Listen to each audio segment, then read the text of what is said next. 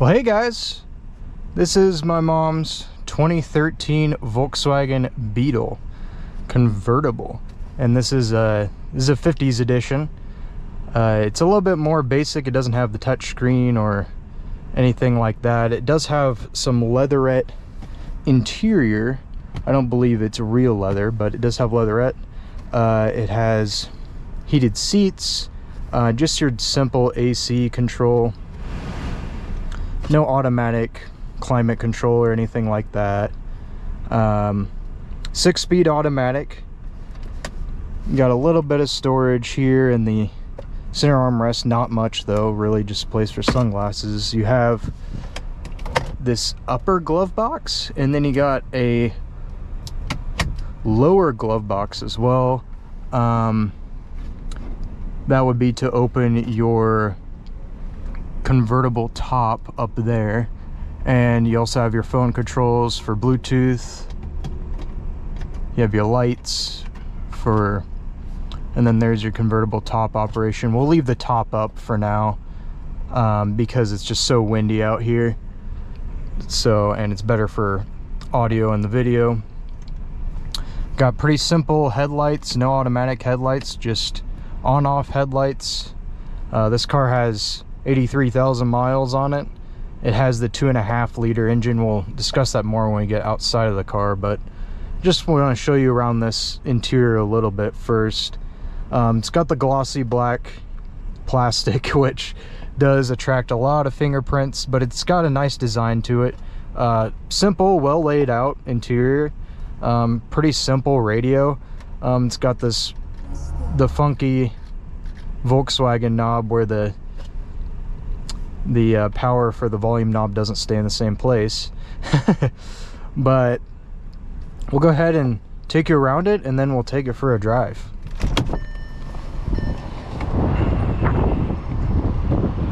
So this car hasn't been cleaned or anything like that, and it is very windy, so you might not be able to hear me anyways. This is a 50s edition, black, the tan interior. I think it's a pretty good setup, pretty good color combination, but nice and simple, you know, nothing too crazy. I'll show you under the hood real quick.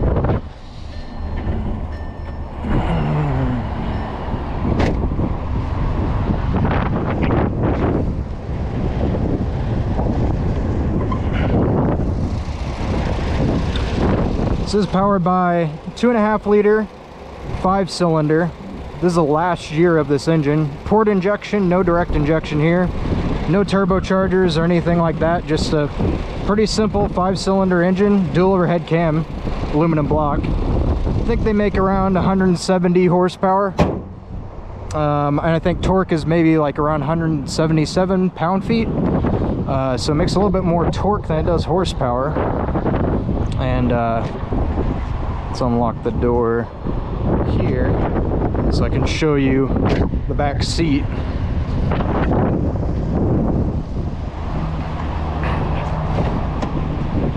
So to climb into the back seat, you just put that forward.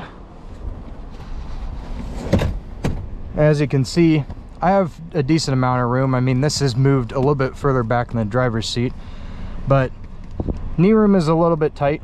But headroom is actually pretty great because of the roof line on this car. Headroom, I actually still have an inch of room, being 5'9", seated behind a position where it's actually further back than my driving position.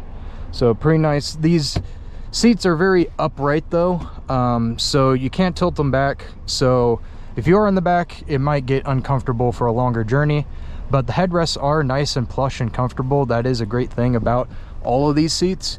You get a little bit of storage back there, but that's really more for the top, the convertible top that goes down.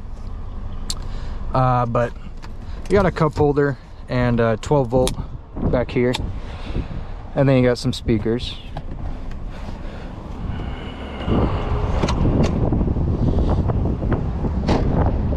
Now the hatch, this is actually screwed up, so that's why it makes that sound. But there's a decent amount of space in it. You can actually fold the rear seats down, and there's pass-through, so you could put, you know, longer objects in there. You just use the flip down right there. It's got a switch, but decent amount of room. You could fit like a few small suitcases in there. You can get your weekly groceries pretty easy in here. That's what my mom does all the time, so it's really nice. And you even actually have some tie downs there. I don't know if there's a spare or not.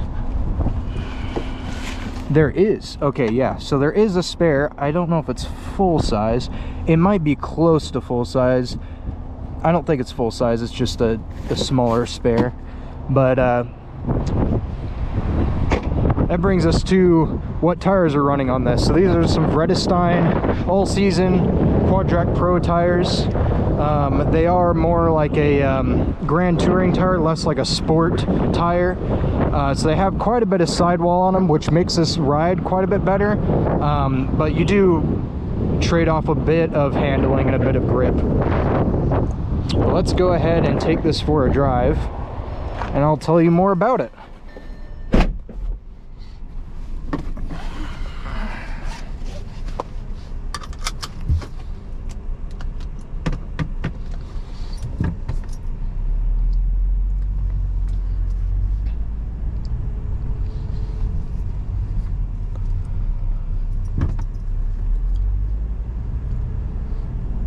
So setting off in this car, one of the things you will notice is that this actually has a pretty decent amount of steering feel to it. And I think part of the reason is I believe this still has a hydraulic power steering rack, whereas a lot of the other Beetles, like the other options that you could get, a TDI or the 1.8 turbo, or later the 2-liter turbo, is that those went to electric power steering. So I believe this is like the last Beetle you could get with hydraulic steering, and I believe this is also the last year model of the 2.5-liter 5-cylinder engine. And this engine has been pretty reliable. It's had some oil leaks from the vacuum pump. It has had a big oil leak from the vacuum pump, so that is like one of the main issues. And had that, and then under, I think it was like 100-degree plus heat. 100-degree plus heat. They were driving in traffic because there's a bunch of construction on the way home from the lake, and the serpentine belt actually broke on this, and that's also seems to be another common issue with this engine. So those are like the two things that have happened on this engine, but otherwise it's been pretty dang reliable. And you know, it just runs on 87 octane, makes more torque than power. You still do have to rev it out to get the torque out of it, but it's not bad. I'm gonna turn up the air conditioning a little bit so we don't overheat the GoPro. Just point it away from it. But yeah, in this interior, I mean, like I said, it does have the gloss black plastic, which attracts tons of dust and fingerprints. It would be nice to see some other material used in here that is not as like brittle or as, you know, easily scratched up, but it does match the exterior of the car, and I think that was what Volkswagen was kind of going for. And you'll notice on the display there, the hatch is showing that it's not working correctly because it is actually messed up in the back. It needs to be replaced, the latch does.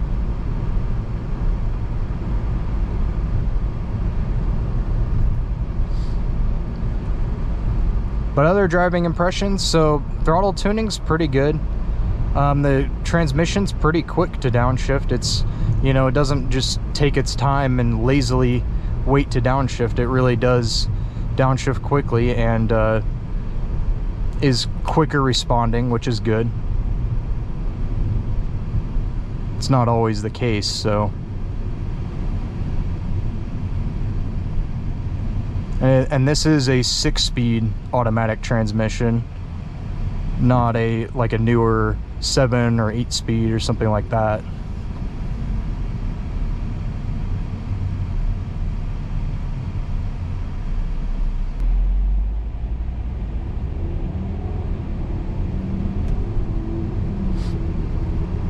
The shifts are pretty smooth. Here and there it might have a jerky shift, So, but driving around, you know, it's kind of just utilizing that torque down low and just riding that torque wave rather than trying to stay in a lower gear. If you put it in sport mode though, it will actually downshift and it'll keep it in a lower gear. I believe it might actually keep it out of overdrive gears when you're in sport mode, unless you're like on the highway. But it really is a well-tuned setup. Put my foot down. The gears are nice and short too. That's one of the other things that I noticed, is the really short gears on the 6-speed, and then that sport mode really likes to hold on to gears long, which is really great. Put it back into drive, it'll drop down to 6th gear. So now we're just cruising at like 1500 or less RPM.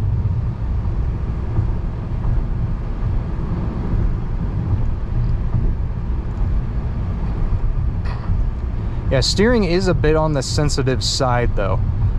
It is a bit of a quicker kind of rack. I think Volkswagen wanted to make this car feel a bit more nimble by having this quicker steering rack. But the issue is that it does become a bit twitchy, a bit more twitchy than I would like. I would like a bit more maybe dead zone in the steering. That would, I think, really help it out so it doesn't feel as twitchy, because on the highway or a higher speed it can feel a little bit, just a tad bit twitchy. And it might be a variable ratio rack, so it might adjust, but yeah. Hear that 5-cylinder wail away. This engine sounds great, fantastic. I wish Volkswagen would make, I wish, you know, Volkswagen still sold a 5-cylinder. Really the last gasoline 5-cylinder in the United States is the RS3, Audi RS3. They got rid of the TTRS in the United States, so we only get the RS3 and we only get it in a sedan. It's unfortunate. It is a cool engine though, that 2.5 liter turbo in the RS3. But this engine really is, you know, the last of the 5-cylinders for Volkswagen. Would have been cool to see maybe a turbo 5-cylinder in like a Golf or something. Or maybe in like a Volkswagen Atlas, that would be cool.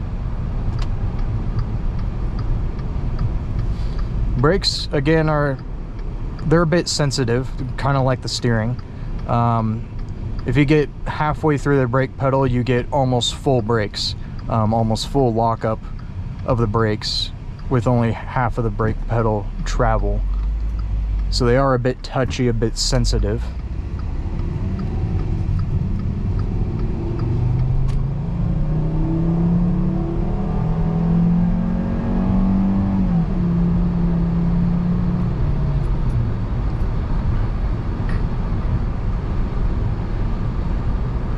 Go back into sport. You can see it'll bring the gears up. Downshift again when I put my foot on the throttle. So it'll downshift 1 gear down into 5th gear, and then I put my foot on the throttle, it goes down into 4th or 3rd gear, and then it'll hold there.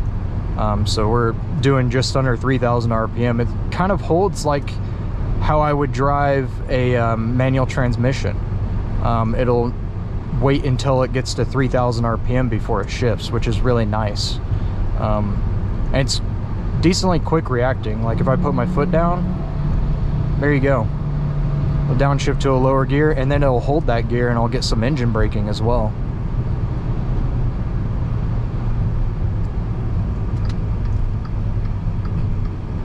Because this is a convertible, you are going to get more wind noise. Like I said, today it is especially windy, especially out here, where there isn't hardly any buildings or anything to block the wind out from the road or from the car. So it is going to be a bit more windy today, and you will definitely hear that wind noise.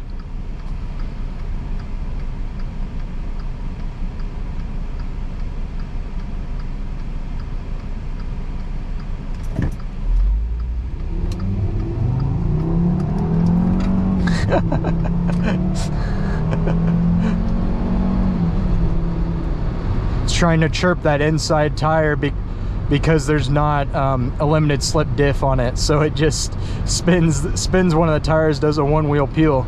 On the previous tires, they were really bad, so like you put your foot down just a little bit and you turn it in, and it just like it'll just spin that inner tire because it can't shift the power to the other tire on the front wheels. It is funny though. All right, if we put it back into drive, let's see what let's get up to about 62. Doing about 62, and we're still sitting under 2,000 RPM. So very well geared for highway speed, I would say. You know, just under 2,000 RPM in around 6th gear. I believe it's 6th gear. Yep, we're in 6th gear right now, doing about 62. Really good cruising gear. And like I said, you can hear a lot of that wind noise being a convertible, and also the fact that it's just a very windy day today.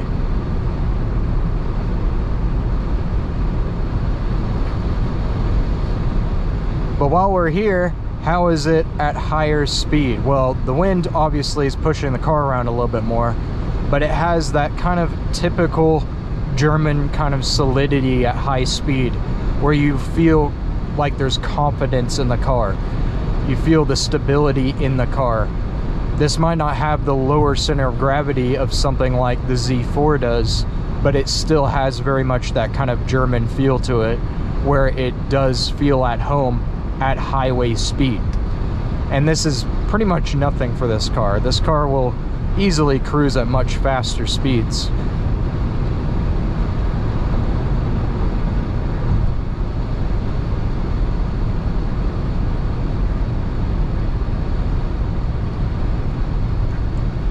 Yeah, steering is giving me a decent amount of feel and feedback.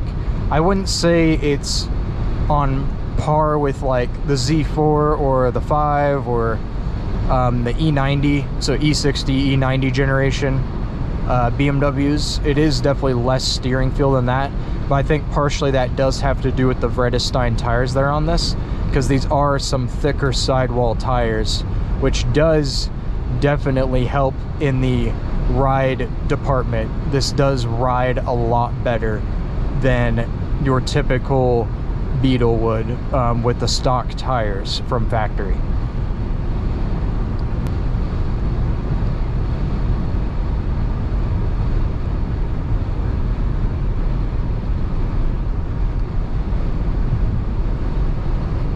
About to get up here to our own cliche corner. The one corner that we have besides getting on the interstate. Let's see how it does. Driven this car through there a couple of times, and it's pretty good. So have it in sport mode. Does a good job. That wind is pulling us around a little bit more, and that sidewall, there's a bit more sidewall to give with these tires, so it is going to kind of float a little bit more, and the body motion is going to be a little bit more than if it was on stock tires.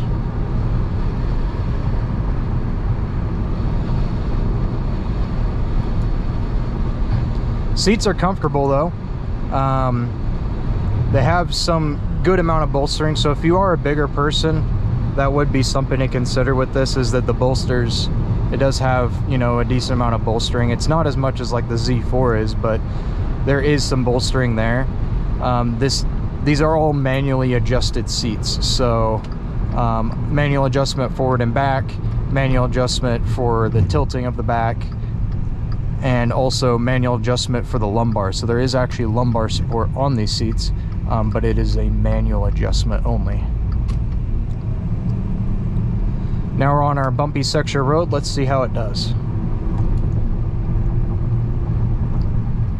You can certainly feel the bumps, but those tires definitely, in the suspension, definitely helps to kind of balance it out, and it doesn't feel floaty. It still handles it really well without being like super floaty or anything like that, which is really nice. But you can still definitely feel the bumps.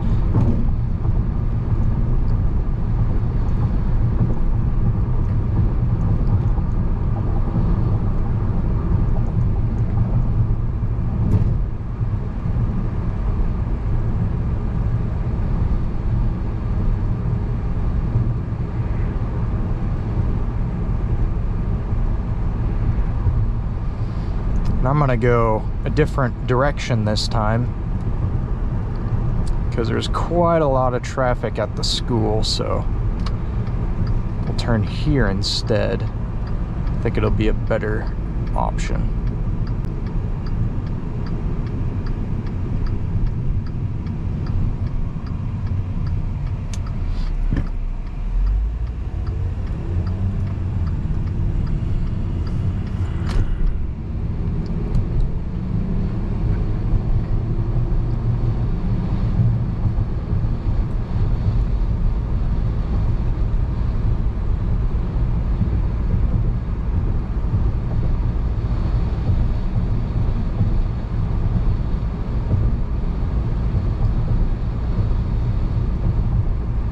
Yeah, I'm still getting a good amount of feedback and feel though. The steering's telling me what the road, what's underneath me, you know, and what the car is doing.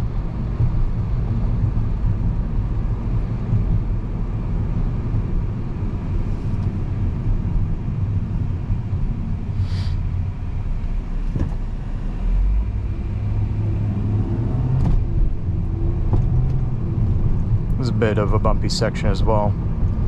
Handles it pretty well though.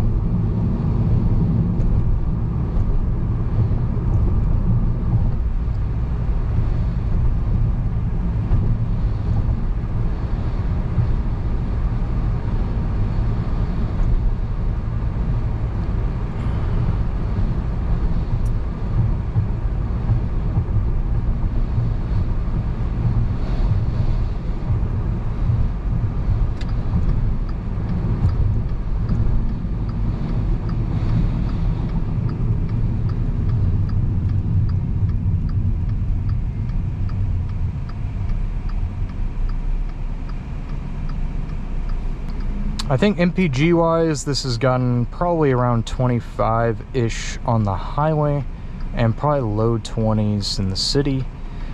My mom does a lot of city driving, so it's gonna be more skewed to city driving. I believe, no, it's on this one. Okay.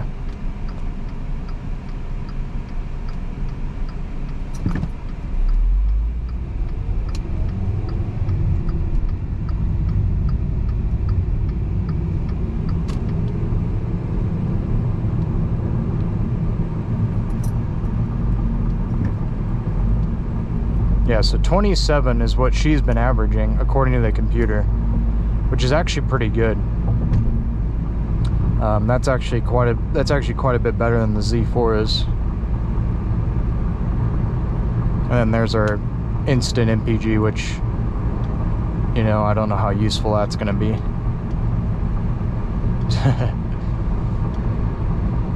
Put it back on the just the degrees. I do like though the fact that Volkswagen actually gives you the exact temperature reading of the engine. So this tells us that it's 195 degrees Fahrenheit for the coolant temp on the engine. BMW does not do that, and I think that's just really stupid that BMW doesn't have that. I know on the Z4 it has a gauge, but on like the E60 and the E90s, a lot of them, they just don't even have a coolant temp gauge, which is annoying. It's nice, easy to read, big dials, pretty simple, big gas gauge.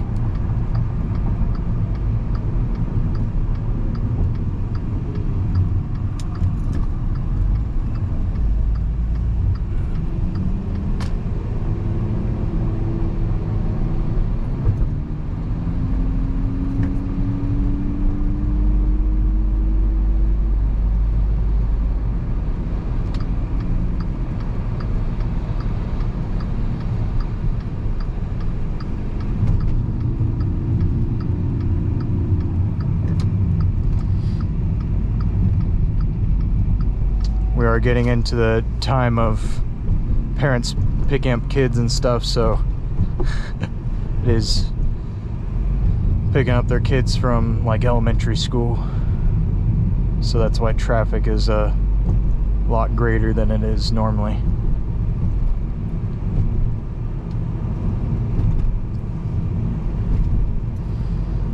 But as we pull back in, I'll sum up my thoughts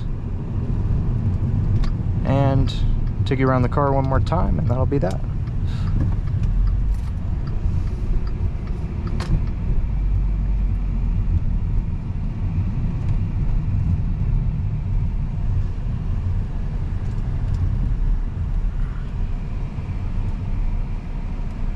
It's my bad parking. Alright, so how can I sum up my thoughts on the 2013 Volkswagen Beetle? Well, I really like this car. I mean, it's been in the family since new. We bought it back in 2013, 2012, and it's been a pretty good car. It's had a few things here and there, like the oil leak with the vacuum pump, and then it also had that serpentine belt failure. That was during like a hot day though, when they were in stop and go traffic on the highway. So that was probably more of a more of like a dependence case, like based on temperature and just, you know, situation case. But I like this 2.5 liter. I wish Volkswagen still made a 5-cylinder. I mean, 5-cylinders are so unique in sound. They're unique to drive. They have a little bit of that kind of vibration to them, but they make a really cool sound, really unique. But I'll show you around it one more time, and then that'll be that.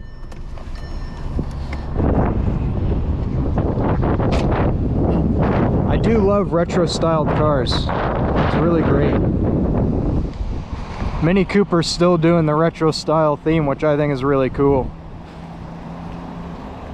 I wish Volkswagen still did that, but they're doing that with their electric bus. Just wish it still had a 5-cylinder engine in it though, or an air-cooled engine. Anyways, that's gonna do it for me. I'll see you in the next one. Bye.